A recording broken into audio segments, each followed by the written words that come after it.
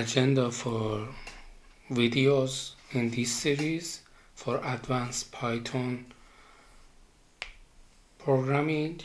We talk about the Python 3.14 and also how to write the Cuda on Python. Also we talk about PyTorch and so on.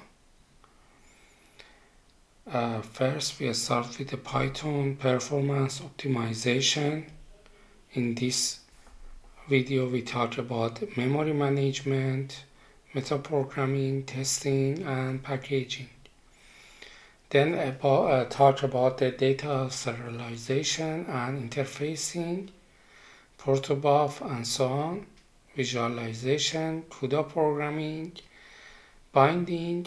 We can use C++ inside the Cuda, Python for IoT, for example TinyML and so on, real-time streaming data. We can also talk about the image and video processing using OpenCV, Gsteamer and Ffmpeg.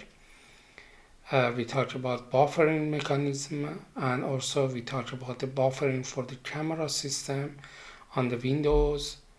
And for example, on the Windows we talked about the media foundation, and also we talked about UVC. We can access directly to the USB video classes.